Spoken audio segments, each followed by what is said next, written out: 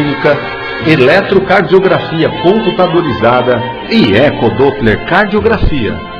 Para os casos que necessitam de intervenção cirúrgica, possui 4 centros cirúrgicos completos, dotados de aparelho de anestesia inalatória e monitorização. Já para os casos graves, podemos contar com tratamento intensivo no setor de internação. Existem várias alas separadas por gravidade do caso clínico e grau de contaminação.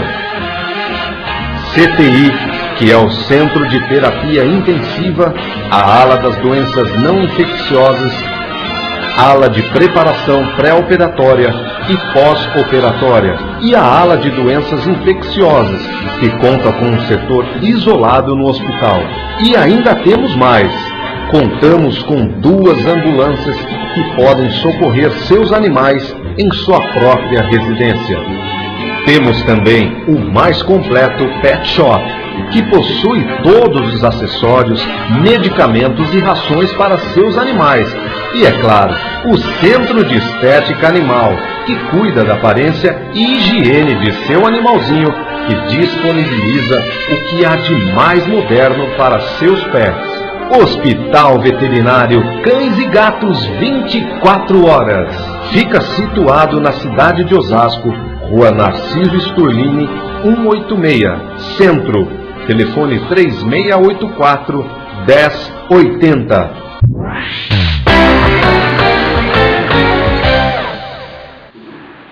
Estamos de volta com o programa TV Secor, o canal dos comerciários na internet. Você acessa o TV Secor no www.secor.org.br e agora também no novo formato, na parceria com o portal Osasco, www.osasco.com.br. Neste novo formato, o TV Secor vai ao ar toda segunda-feira, ao vivo, às 9h30 da manhã. E você pode acompanhar depois as gravações do programa no site do sindicato, www.secor.org.br, e ao longo do dia a exibição será reproduzida no portal osasco.com. Nós voltamos aqui aos nossos convidados, como terminamos o segundo bloco, falando um pouco aí do governo Dilma e das perspectivas para 2011. Góes, você já vê sinais importantes nas decisões até agora tomadas pela presidenta Dilma? Olha, eu acho que a presidente Dilma já começou que ela tem uma experiência anterior muito louvável. Eu acho que a presidente Dilma vai fazer um governo totalmente voltado para a continuidade, mas eu vejo mudanças, né? Eu vejo mudanças na questão da forma de tratar o relacionamento. A presidente Dilma já juntou os ministérios, já separou, já programou tudo. Agora, eu tenho, Jefferson, uma preocupação que ela, como nós falamos, ela assumiu uma responsabilidade muito grande de pegar o governo da mão do presidente Lula. O país está bem encaminhado, é só dar continuidade, logicamente que com outra dinâmica de governar. Mas eu tenho uma preocupação muito grande, que é justamente com a questão interna, não é? Com os aliados, né? Hoje nós já não temos mais José Alencar como vice, né? Nós temos aí uma nova, um arco de aliança, né, que já briga por ministérios além daquilo que realmente já foi concedido. Então, essa disputa pelo poder, a gente tem uma preocupação de ela não atrapalhar o desenvolvimento, porque na medida em que você se preocupa com a questão interna, a questão política de estar apagando fogo aqui, estar concedendo alguma coisa para um, para outro ali, a mais do que aquilo, porque, na verdade, não só foi o partido do vice-presidente que apoiou a candidatura de Dilma, foram vários partidos, e eu acho que essa equalização na distribuição de cargos, na distribuição de ministérios, ela tem que ser feita de forma coerente, onde cada um saiba qual é o seu limite e volte, né, os interesses e volte o tempo e a capacidade administrativa dos políticos para administrar o país e não perder esse pique que nós estamos, que é o pique do desenvolvimento, da credibilidade internacional, nacional, e que a presidente Dilma, com o passar do tempo, possa atingir índices de popularidade que o presidente Lula atingiu. Afinal de contas, esse é um comentário meu. Eu acho que a eleição do presidente Lula trouxe muita emoção para ele e realização. o segundo mandato também, mas eu acho que eleger a presidenta Dilma como sua sucessora foi uma das emoções e uma das realizações mais importantes na vida do presidente Lula, e eu tenho absoluta certeza que a presidente vai dar continuidade e vai ter um novo método, vai ter uma nova forma de governar esse país que não deixa de lado aquilo que o presidente fez. O que o presidente fez, nenhum presidente jamais apagará. Lula será o presidente que o Brasil, o trabalhador, a sociedade nunca esquecerá. E a presidente Dilma tem tudo para estar indo neste patamar e também ser uma presidente que terá êxito e sucesso em seu governo. Vereador Aloysio, como é que o vereador avalia aí a correlação, como é que ficou a questão da correlação de forças no Congresso Nacional para esse novo governo? Jefferson, a correlação de forças, até estava lendo uma matéria, e o autor da matéria denominou o termo PMDBismo, né?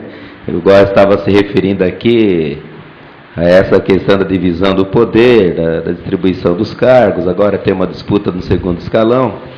É bastante complicado. Agora a eleição da presidência da mesa diretora da Câmara Federal, mas a gente acredita no bom senso dos políticos, porque a própria matéria que eu li dizia que existe a expectativa de uma simbiose muito grande, ou seja, de uma boa relação entre o governo federal, os diversos governadores eleitos aí pela chamada base aliada da presidente Dilma. E, na verdade, o governo hoje está na busca ainda dos entendimentos finais, exatamente para que se tenha um processo que garanta, já no funcionamento da Câmara Federal e do Senado daqui a pouco, a partir de fevereiro, que tenha as condições da chamada governabilidade. Então, todos os esforços estão sendo feitos, essa questão tanto das forças políticas como estão organizadas nos partidos da base aliada, de outro lado a oposição, mais representada pelo PSDB e o Democratas, a gente observa que existe uma configuração, pelas informações que nós temos, de uma situação muito favorável para a nossa presidente, diante do Senado e da Câmara Federal, que forma o Congresso Nacional. Então eu estou bastante esperançoso que esse novo formato que está sendo feito, porque agora nós temos o vice-presidente da República, que é o Michel Temer, que lidera o PMDB em São Paulo, nós acreditamos que ele tem um papel importante, e aí eu vou aqui aproveitar para deixar um apelo a ele, se um dia ele puder ver essa entrevista, que dificilmente poderá ver, mas nós podemos inclusive mandar um e-mail lá para ele, enfim, para dizer o seguinte: nós queremos que ele ajude a presidente Dilma a discutir como nós vamos manter o Brasil crescendo e deixar em segundo plano essa questão da disputa dos cargos, de segundo escalão, enfim, porque isso consome muita energia e muito tempo da presidente e dos agentes que estão organizando essa gestão, essa questão inicial aí, os principais ministros da área econômica, de relações institucionais, enfim, consome muito tempo e o país não pode ficar nessa discussão. Eu já verifico que na imprensa tem sido ocupado um espaço muito grande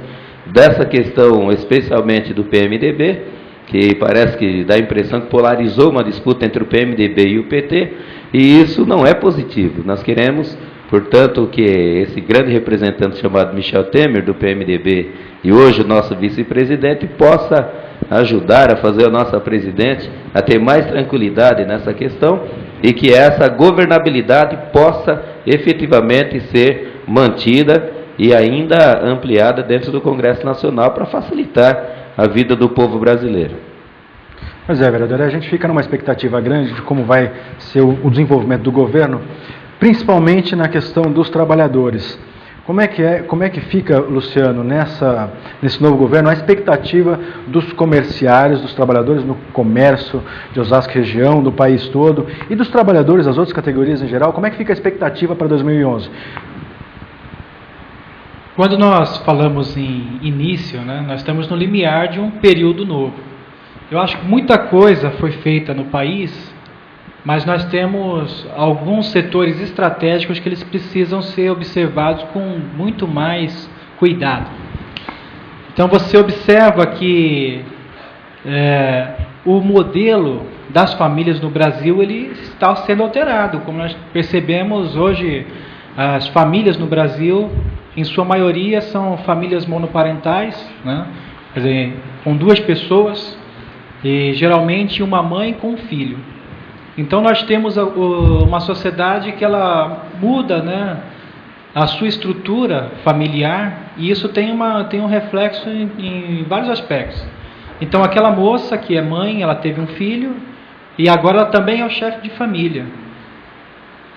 Esse é um dado que é importante observar, porque as necessidades dessa família, nesse formato novo, ela se difere das famílias no padrão anterior, no formato anterior. Nós temos uma outra questão que é fundamental ser observada também, Jefferson, que é a questão do envelhecimento dos trabalhadores, né? Então, com o envelhecimento dos trabalhadores, se você for pegar um recorte daqui para 2030, nós vamos ter uma grande massa de trabalhadores com mais de 70 anos, né? Então, como nós preparamos essa sociedade de hoje para esse formato de famílias, onde você tem vários jovens entrando no mercado de trabalho, né? E aí você tem um nível de escolaridade muito pequeno.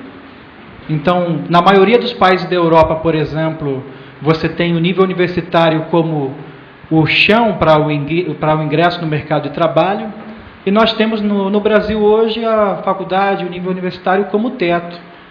Então, a educação constante é um dos segmentos que deve ser observado e tratado com muito cuidado. É claro que os sindicatos eles cumprem um papel nesse sentido também, mas é algo de responsabilidade do governo, de uma forma como um todo. Então, é necessário políticas afirmativas que trate com consistência a questão da educação no país, né? Porque nós temos hoje as crianças entrando na escola e uma autoaprovação que gera um exército de pessoas mal formadas que vão ingressar precocemente no mercado de trabalho por conta de uma situação social limitadíssima, né? Ali a moça ela se tornou mãe e agora ela vai ingressar no mercado de trabalho, então os sonhos de se formar academicamente eles são abortados.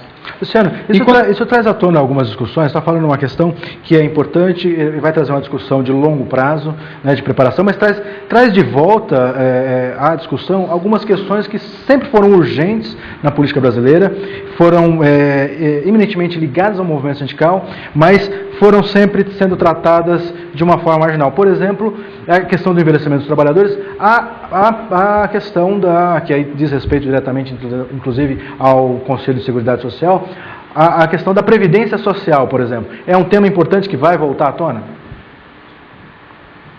Quando nós falamos de salário mínimo, por exemplo, e dizemos que é importante que o Brasil ele tenha um salário mínimo justo, o que nós entendemos como salário mínimo justo? É um salário que ele garanta educação, saúde, habitação e alimentação. Então você observa que o preço do arroz, né, do trigo e da carne, eles jogaram a inflação, né, muito acima da média dos últimos 6 anos. Então, o trabalhador, ele envelheceu, ele saiu do mercado do trabalho, e aí você tem toda uma questão de previdência social, que inclusive é um dos fatores que geraram a crise mundial. Você pode perceber na Europa, por conta do envelhecimento da população, não se sabia o que fazer, né, com aquele cidadão que já não gera mais renda, que já não gera mais um enriquecimento daquele país, mas ele gera vários gastos sociais, porque ele necessita de remédio, ele necessita de comida, ele necessita de habitação, necessita de vestiário, sem falar em lazer e educação também, porque quando nós pegamos aquela pessoa que já é de uma idade mais avançada e não nos apropriamos de todo aquele conhecimento que foi adquirido com o longo do tempo, nós estamos negando parte da história não dessa pessoa como indivíduo, mas de toda a nossa sociedade. Então eu penso que um dos pontos nevrálgicos mesmo do novo governo é resolver os problemas com a previdência e com o endividamento pessoal, né, da população como um todo. Então as pessoas no Brasil, por conta do aporte maior ao crédito, estão endividadas.